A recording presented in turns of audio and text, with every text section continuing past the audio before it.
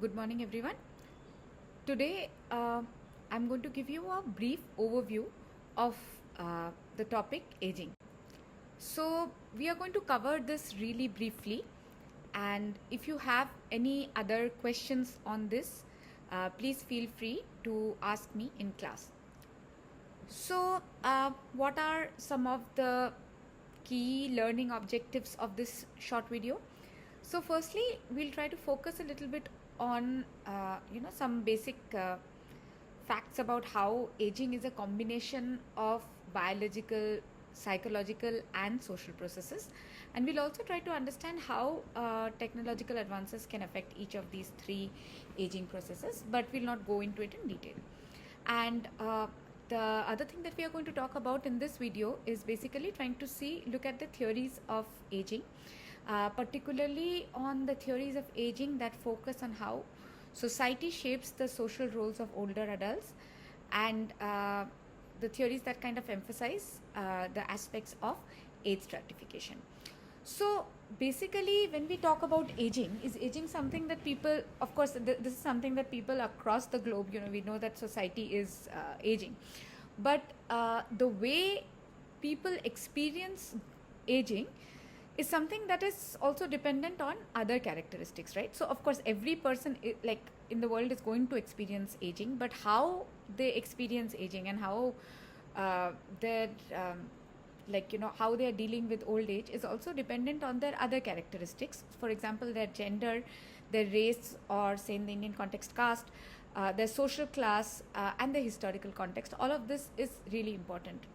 And another thing that we must remember is that aging is also a cumulative process, right? So what do we mean by it's a cumulative process?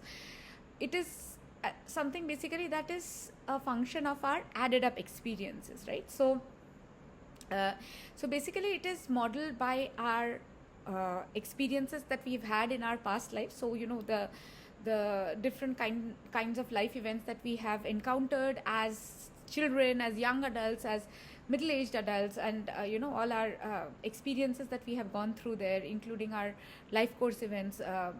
All of these things basically also affect the struggles that we have had in life earlier, also affect our experience in the old age.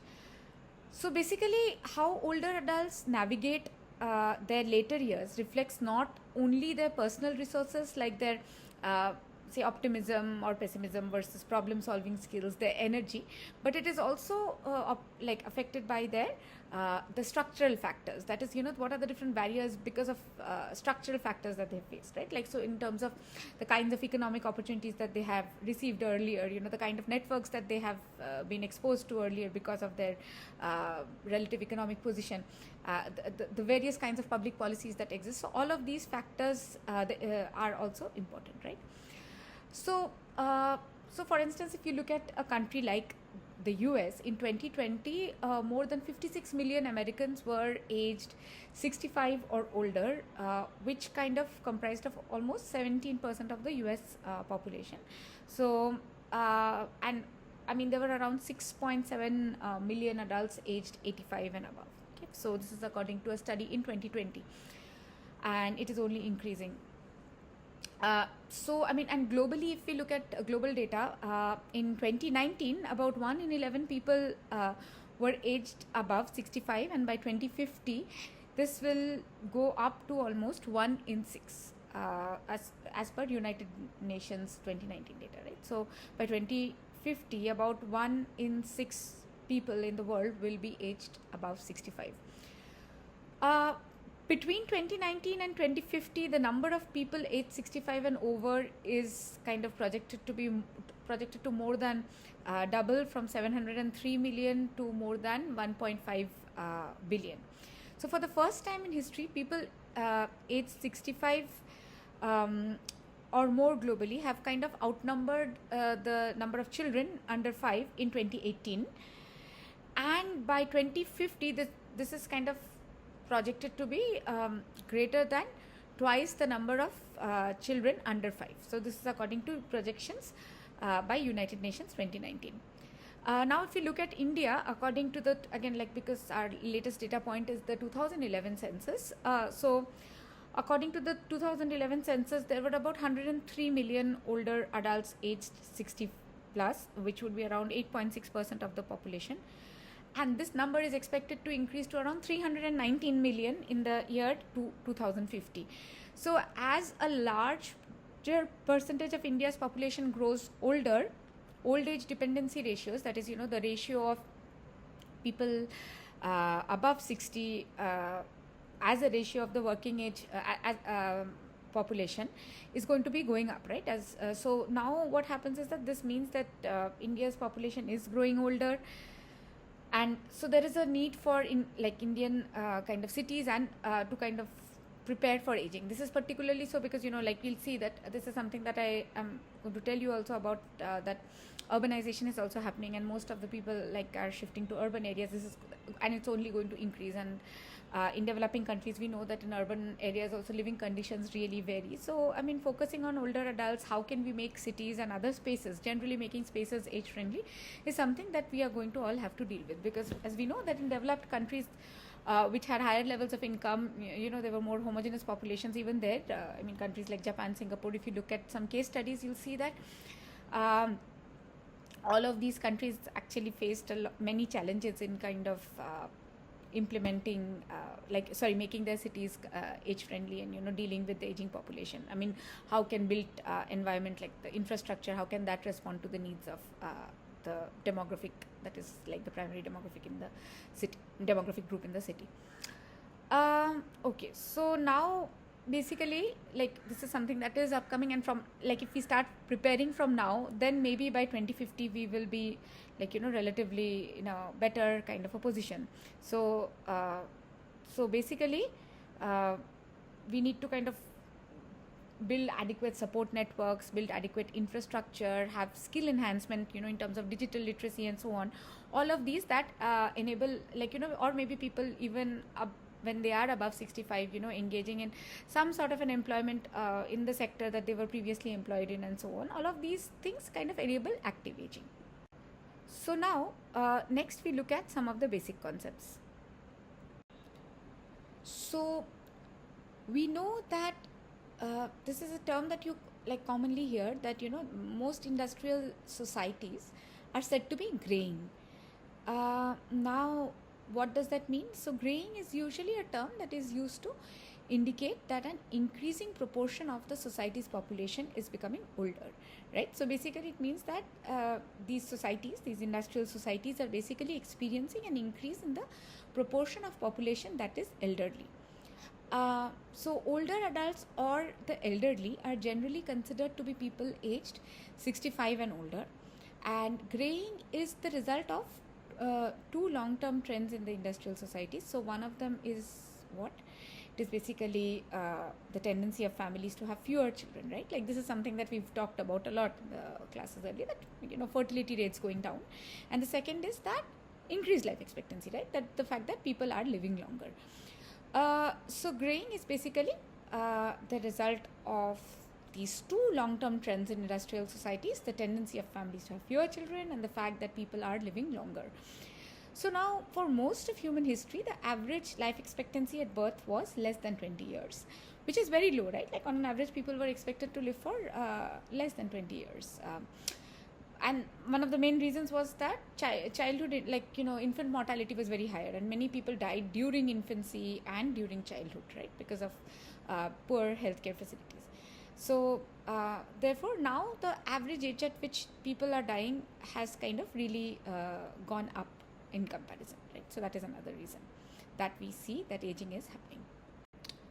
So in examining the nature of aging, we will draw on studies of social gerontology. And what is social gerontology? It's the study of aging and older adults. So it's basically a discipline that is concerned with the study of social aspects of aging. So studying aging requires a sociological imagination. So basically, again, the way people experience aging is definitely shaped by social and historical concept, right? So context. So basically, the way someone who has had poor kind of access to facilities, has belonged to a lower socioeconomic status, or was from a marginalized community, and their life experiences, their health experiences, the way they are able to live as older adults, and the way someone who has had a healthier life, where or being a richer person and so on, the way they are experiencing life is going to be like as older adults is going to be extremely different, right? And also when we talk about all of these spaces being accessible and so on, so who's kind of getting access to it? Okay, as public goods, maybe we can make city spaces more accessible, and public infrastructure like facility transportation more accessible. But when we are talking about people's homes, the kind of like digital literacy, so on, so which are the people who are getting it and who's not getting it? These things are something that we always need to keep in mind, right? So how people experience old age is definitely shaped by social and historical context. So this is true for India also, right? So say a 70-year-old living in an urban slum in Mumbai versus someone who's living in a accessible building in a posh locality in Mumbai, who's also the same age, the way they are experiencing aging is going to be different. And also how people experience aging with time and in different societies is also very different, right? Like, so for instance, Americans who were born in the first quarter of the 20th century, a high school education was regarded as more than sufficient for most available jobs, right? So that was enough. So now nowadays, of course, in this information based economy, that is not something that is going to be enough. You need to be like getting like much more education to kind of get good jobs. But at that point, people did not also expect to live past their 60s, and even if they did, they would probably have to suffer a wide range of disabilities. But now those people are living to 70s and 80s. They need more education, and also they're living relatively healthier lives, right? Like, so and they're also unwilling to disengage from their work and social life, because earlier, like, okay, you're saying that people are growing older, after a point they are kind of disengaging from work or social life, but that is not so. Now the emphasis is on active aging, and how to make this process of aging like something which is kind of seeing these people as a part of our society, people who are older as a part of the society, rather than seeing them as something different, so aging is basically a combination of biological, psychological and social processes that affect people as they grow older. So biological would mean the physical body, psychological would mean so basically our body undergoing this whole process of aging, like through the physical changes that I had mentioned some time back. And the second would be psychological, so a mind, mental, emotional, cognitive abilities, or the declines that people experience with age, or the changes, and how that would be different for different types of people, and how do you kind of deal with that. And then the social part of it, so the cultural norms, values, what are the role expectations related to age, so in certain societies like India, maybe in certain contexts, older people are considered more wise, their opinions are more valued, but in certain other contexts they may be more marginalized, because or not seen as important in the decision making process, because they're not earning anymore. So it depends on that, or what are the kind of role expectations from older age, and how that is also changing over time. So there is an enormous range of variation in all of these three processes, and the very meaning of old age is changing very rapidly, both because research is dispelling many of these outdated notions about aging, and because of advances in nutrition, health, medical technology. So now all of these factors are enabling people to live longer and healthier lives compared to earlier times. So, and all these biological, psychological, social aspects of aging, all of this does get affected by technology also, right? So the exact chronological age at which biological effects of aging occur vary greatly depending on one's gene, lifestyle and luck. So in general, for men and women alike, biological aging typically means different things, right? So biologically, how do we kind of get affected due to aging? So it could be, say, declining vision. So obviously, like people's eye lens, kind of they lose elasticity. Hearing loss. So I mean, again, first of the higher pitched tones, then of lower pitched ones. Then wrinkles, of course. People wrinkles as skin's underlying structure becomes more and more brittle.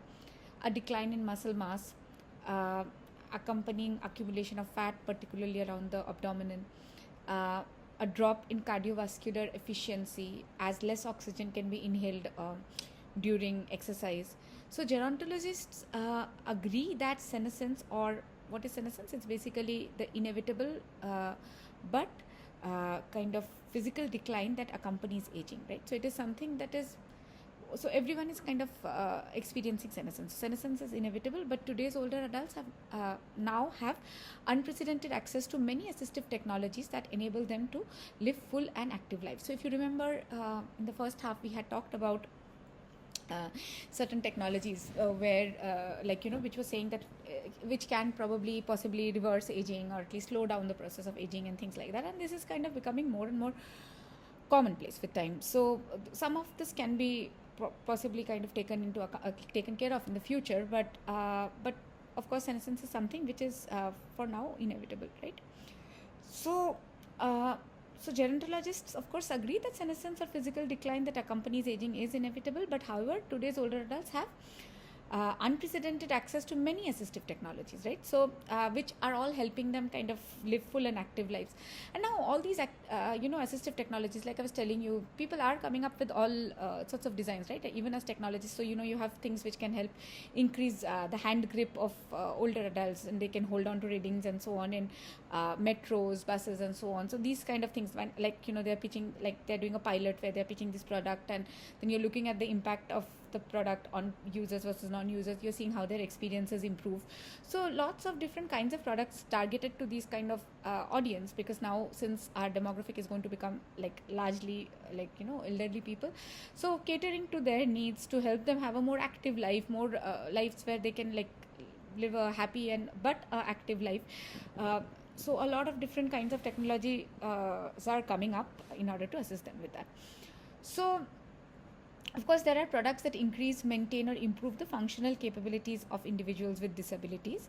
So such products could be very simple products which have always which are there already, would be things like hearing aids, right? Hearing aids are something that we know that exists. Eyeglasses, canes, walkers, grabbers, like I said, and also grabbers can also help frailer older adults, say, reach something like a box of cereals on a high shelf in the kitchen. Computer screen magnifiers, so that you can zoom in and read, making it easy even for your phone. Then you could have oversized kitchen utensils. So all of these different kinds of things. So again, gerontologists also consider household modifications like using chair lifts, having wheelchair ramps, grab bars in the shower as assistive devices. So again, whenever you're designing new buildings, so especially for developing countries, this is really true, because whenever you are designing new buildings, try to make it more accessible, right? Have all of these facilities there already, because breaking old buildings and incorporating these factors is something which is much more difficult to do. But keeping accessibility in mind while designing any kind of new infrastructure is very important. A recent study also found that about 30% of older adults had used at least one mobility device, including cane, walker, wheelchair, or scooter, in the past month. So, there was a survey in 2013, way back there, and which was in the Western context, though, where they were asking older adults in the last month, how many of you have used any kind of mobility device.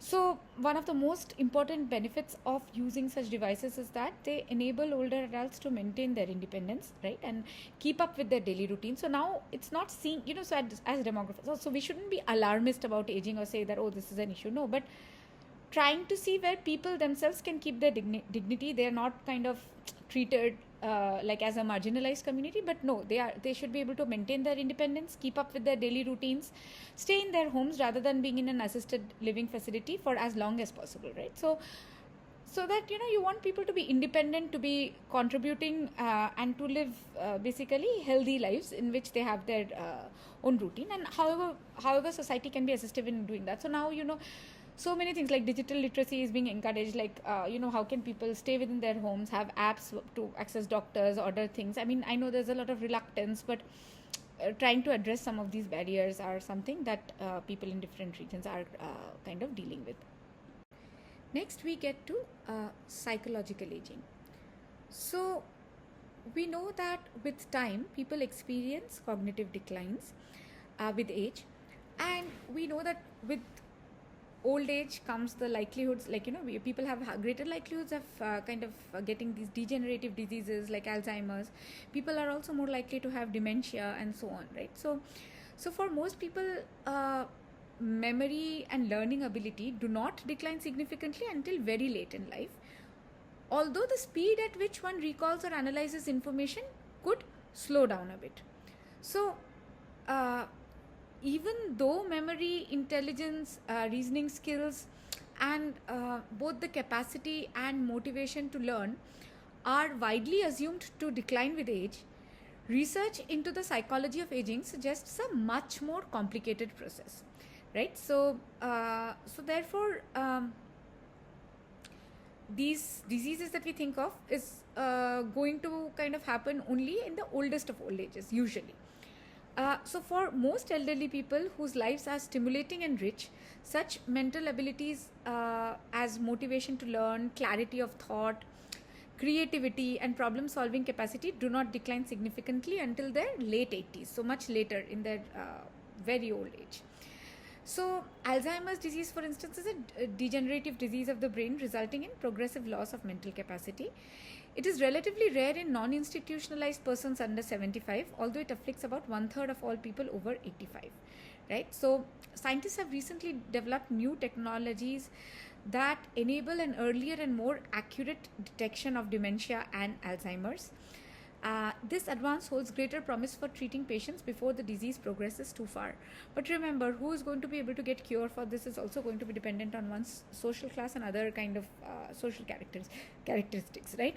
And also, nowadays, again, when we are talking about cities catering to the needs, or generally when we are talking about aging in place, wherever people are staying, there are, like, how do you make the infrastructure there more amenable to these people? So now you can read about this. There are dementia friendly cafes, like, or grocery stores where people with dementia can go there, and it's kind of catered towards them.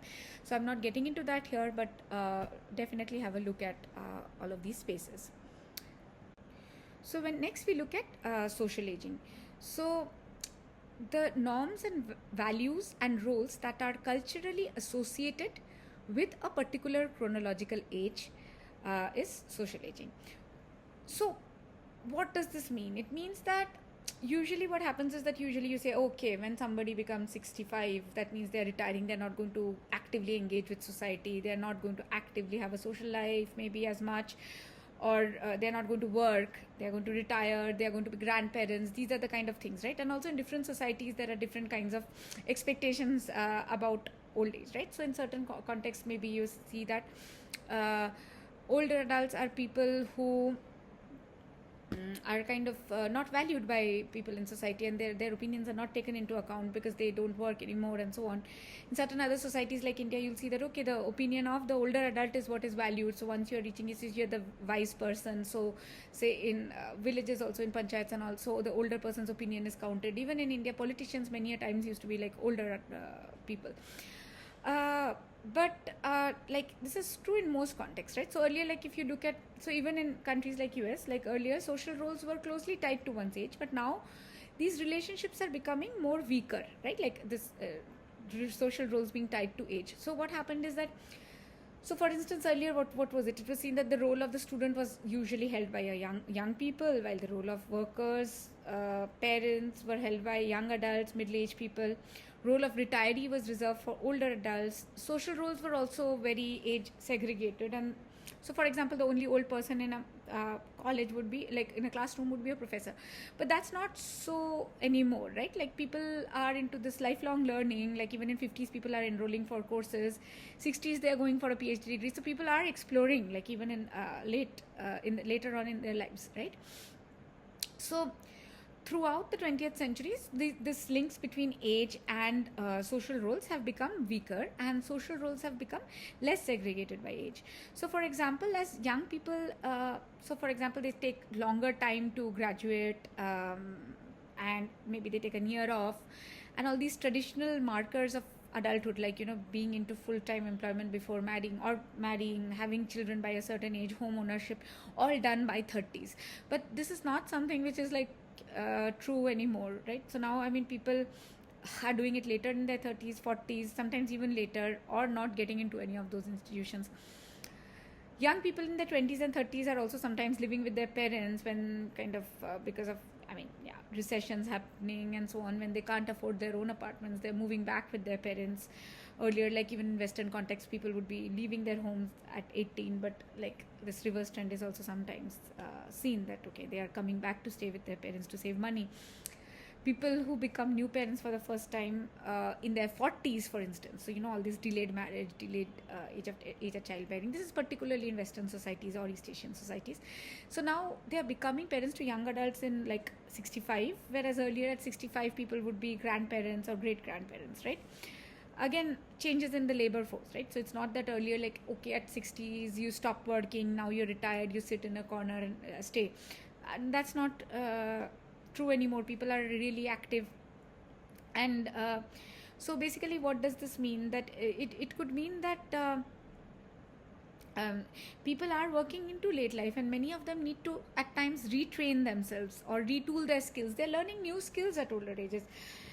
So this non-traditional age students are almost like 50% of college enrollment in many Western contexts like US at some point. So older adults saw that their pensions, home values, savings, all of this was evaporating in the recession that began in say 2007 in the US. So that kind of forced them to delay their retirement past 65. So some remain in their lifelong jobs, while others kind of cut back to part-time hours, or take a bridge or transitional job between their full time lifelong job and retirement. So basically we can see that social aging, also like biological and psychological aging, has been transformed by technology. Social gerontologists have developed several influential theories of aging in Western societies. Some of the earliest theories emphasized individual adaptation to changing social roles as a person grows older. So later theories focused on how society shapes the social roles of elderly, often in inequitable ways, and emphasized the various aspects of age stratification, right? So later theories were also focusing on the way society kind of shapes these social roles of older adults in unequal ways, right? And what are the various aspects of age stratification? And the more recent theories kind of emphasize that both micro and macro links, okay, and focus on how elderly persons actively create their lives within specific institutional and historical contexts. So we will discuss some of these different theories briefly. So before we get into some of the theories of aging, I'd like to kind of give you a brief review of the theoretical approaches, broad theoretical approaches that are taken in sociology. So many of these theories that we talk about are kind of can be grouped into these under these like broad headings. So one of them, so when we talk about these theories of aging, you'll see that some of these are like functionalist theories, some of them may be based off on conflict theories and so on. So like many of you have not done the introduction to sociology course, so therefore I'll just briefly tell you what these theories, what is the kind of broad understanding of these approaches. Okay, so functionalism, when we talk about it, what does it say? It says that society is made up of parts that carry out functions and play different roles in creating social order. So what is one way to think about it? So early thinkers like Durkheim were functionalists. So if you think of the body, it will kind of help you understand functionalism. So basically you say that body is made up of different parts, right? So it's made up of the skeleton, muscles, organs, skins, fluids, and each of these carry out a different function. So all of these different parts must work together in order to sustain the body, right? For the body to function, all of these parts have to work. And when something is wrong in one part, the other part will also react in order to restore order, right? So according to functionalists, society is like the body. It is made up of different parts or social institutions that serve different functions and play different roles in creating social order. So, and a moral compass is the foundation for social order. So some sociologists of course criticize functionalism, has been kind of been critiqued heavily also. So they criticize and say that functionalism places too much emphasis on order and too little emphasis on conflict that exists in society. So the next approach is this class conflict.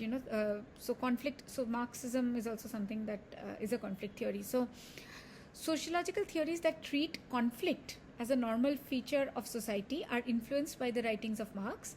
So Marxist sociologists study how powerful individuals and groups in society, how these kind of powerful groups and individuals in society, how do they kind of promote their interests, and how those who do not have power try to acquire it.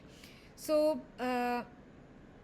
basically this is what most conflict theories emphasize. So basically powerful individuals and groups basically use whatever means that they can to hold on to their power. So I mean, it could also be through direct use of force. It could be through enactment of laws, rules that would favor them, and almost always through the development of ideas or ideologies that justify their actions and positions in society.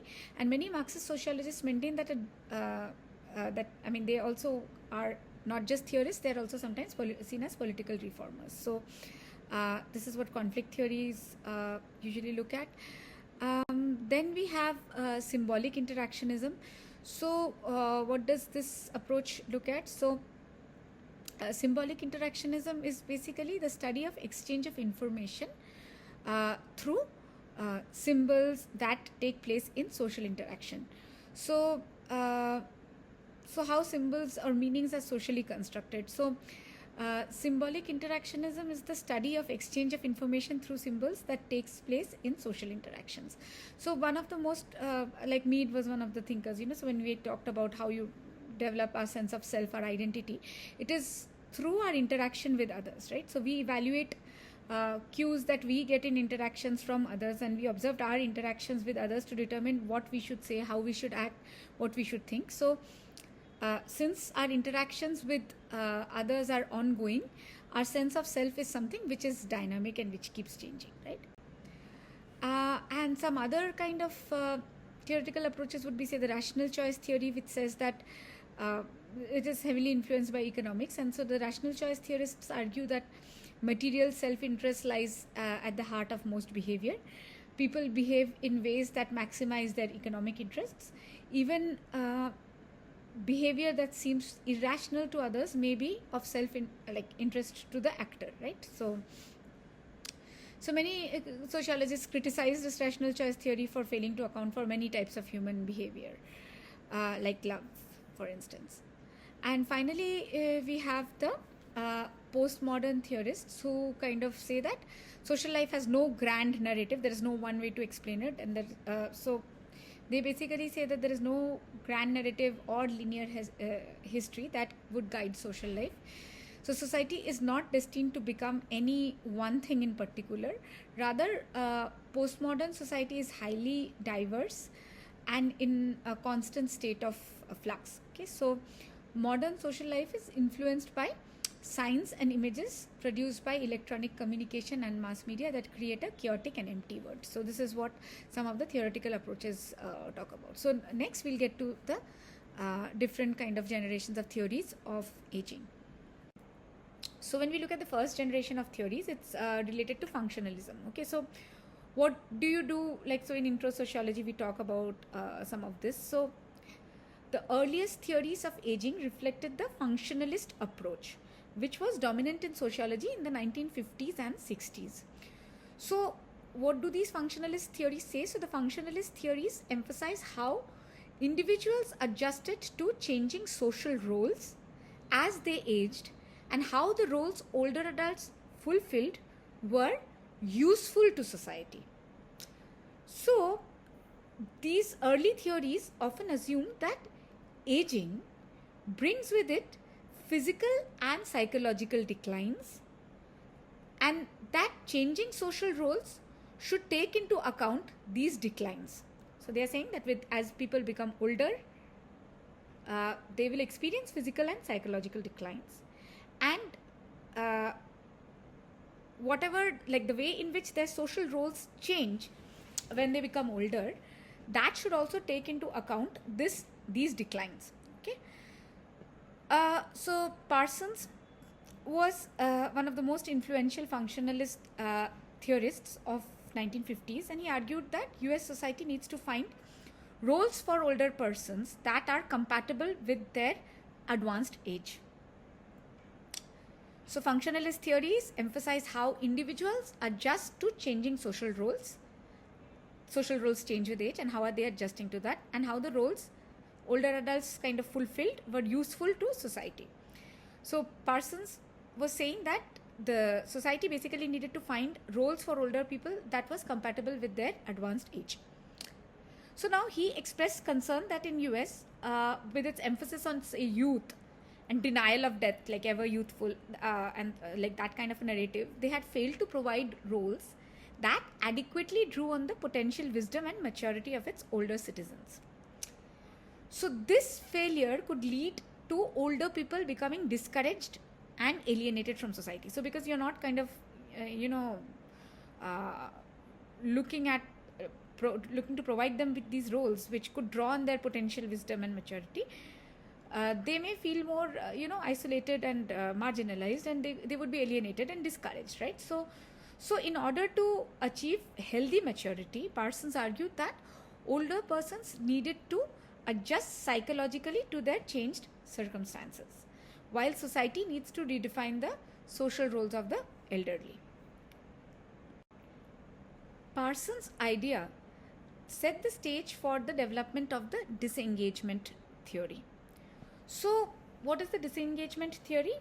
The disengagement theory is a functionalist theory of aging that holds that it is functional for society to remove people from their traditional roles when they become older adults, thereby freeing up those roles for others.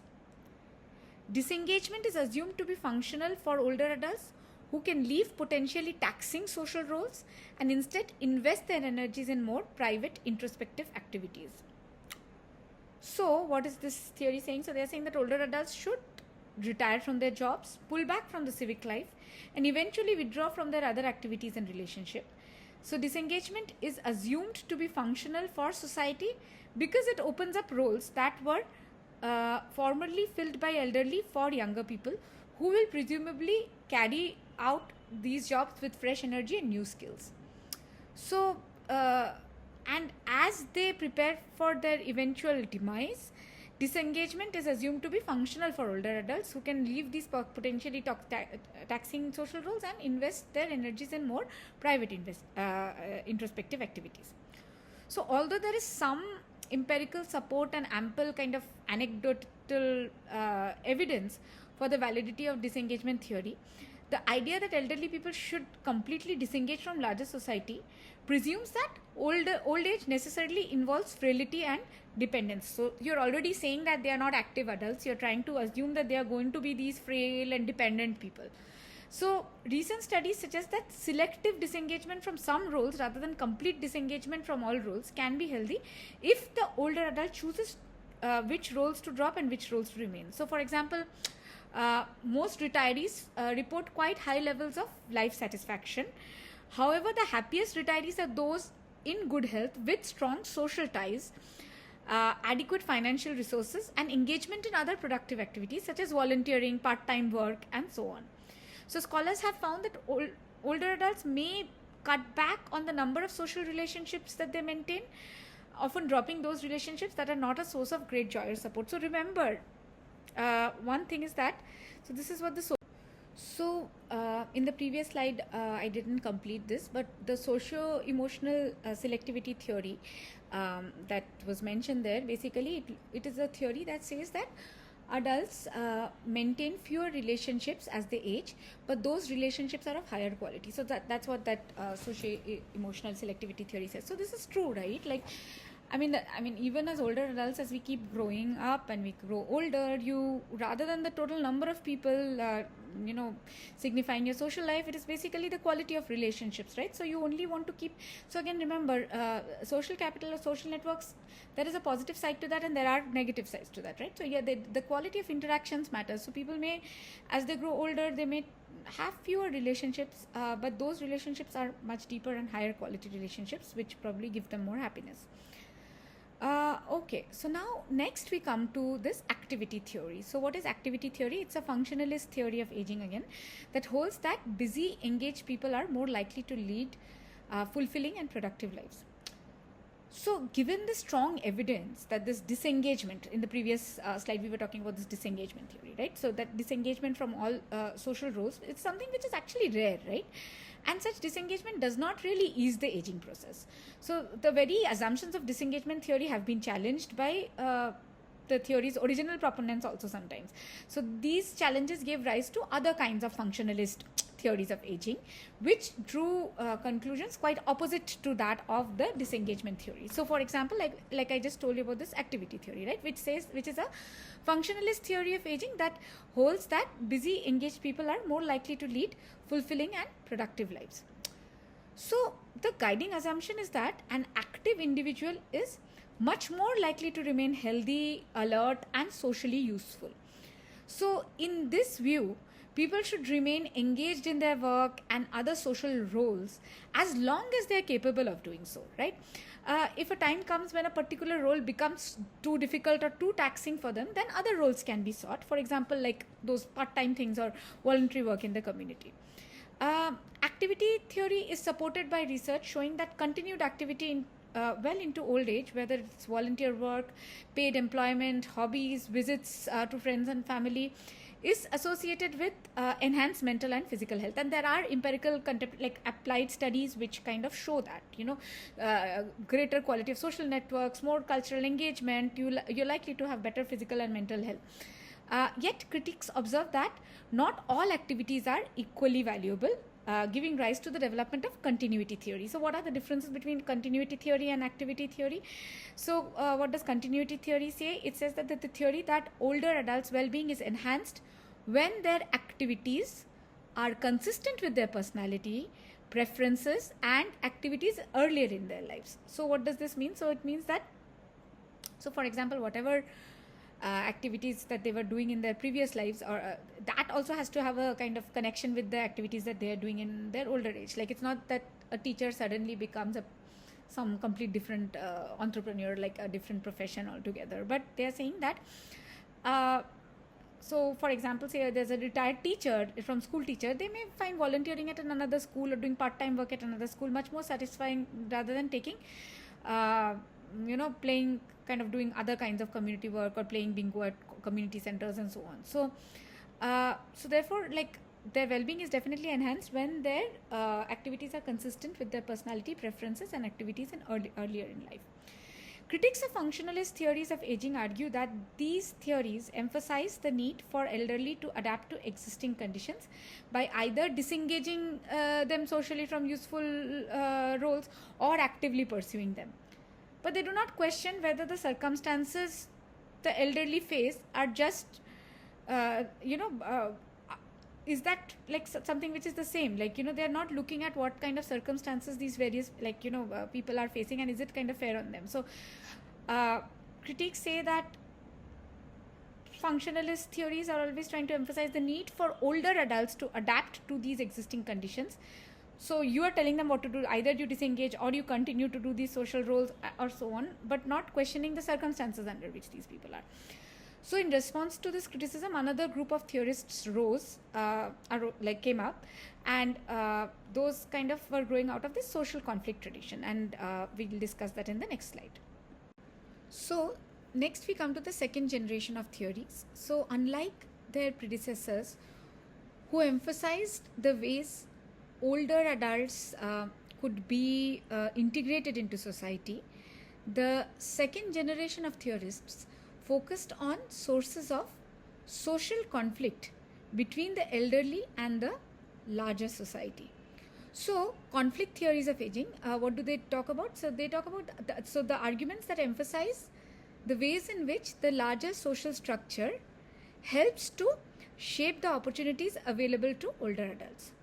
So what happens is that, so basically they are saying that unequal opportunities are seen as creating the potential for conflict between older adults and the rest of the society. So a capitalist, so what happens is that according to this view, many of the problems of aging, such as poverty faced in old age, poor health, inadequate healthcare services that a person gets access to, are systematically produced by routine operation of social institutions. So Uh, so basically, a capitalist society, in a capitalist society, the reasoning goes as follows. So this, they basically favor those who are economically the most powerful, right? So while some older people certainly have made it and are set for life, so those who have had better jobs, who come from well-to-do families, many people are not, and these people must fight to get even a very small share of society's scarce resources, right? So the conflict theories of aging flourished during the 1980s, when a shrinking job base and cutbacks in, say, government spendings threatened to pit different social groups against each other in competition for scarce resources. So older people were seen as competing with young for increasing scarce jobs and dwindling amount of money that was there. So conflict theorists further pointed out that even amongst elderly, those who kind of fared the worst, I mean, not that all elderly kind of had the same kind of outcomes. So those who fared the worst were often women, low-income people, and ethnic minorities. Finally, we come to the third generation of theories, which is the life course theories. So what is life course? This is something, as in demography, life course perspective is something which we really study a lot, about how our early life and later life, like middle life events, can affect our later life outcomes, right? Various kinds of outcomes, including health outcomes. So what does life course refer to? Life course refers to the various transitions and stages people experience during their lives. And according to the life course perspective, the aging process is shaped by historical time and place. And the most important theme of life course perspective is that aging is a lifelong process. So life course theorists reject what they regard as a one-sided emphasis of both functionalism and conflict theories. So where either older adults are viewed as merely adapting to the larger society in case of functionalism, or as victims of the stratification system in the social conflict theories. So rather, life course theorists view older people as playing an active role in determining their own physical and mental well-being, and yet they recognize the constraints that are imposed by the social structural factors, right? So they look at the constraints faced by people, but they also look at a person's own active role in determining their well-being. So according to the life course perspective, aging process is shaped by historical, time and place factors such as wars, economic shifts, development of new technologies. All of these factors shape how people age. Yet this perspective also emphasizes agency, where individuals, so when we talk about this, about structural factors, so the constraints that people face due to different reasons versus their own agency, how much of their own agency, what role does it play? So this perspective also emphasizes agency, where individuals make choices that reflect both the opportunities and the constraints facing them. So the most important theme of the life course perspective is that aging is a lifelong process. Like I said, relationships, events, experiences of early life, all of these have consequences for later life outcomes, right? So I mean, again, in other studies also you'll see that, say, like, early marriage or early childbearing can affect later life, I mean, can lead to allostatic load. Some empirical studies do find that, and can affect later life health outcomes for women. So those kind of things. So an increasing amount of research shows that our physical and mental health in later life is closely related to the advantages and disadvantages that we face in early life, going as far back as childhood and infancy, because all of this is cumulative, right? So people who begin life in a position of social advantage generally are better positioned to acquire additional resources compared to those who begin their life at the bottom of the stratification system, right? So your life chances are affected by the social structure also. So it depends on where you start off. So, but of course you do have your own agency to also kind of break through this system to an extent. So those born into well-off families, for instance, enjoy richer economic resources, better health, and more educational opportunities in early life. And all of these factors can set the stage for rewarding jobs, good health, and economic well-being in later life. Okay, thank you.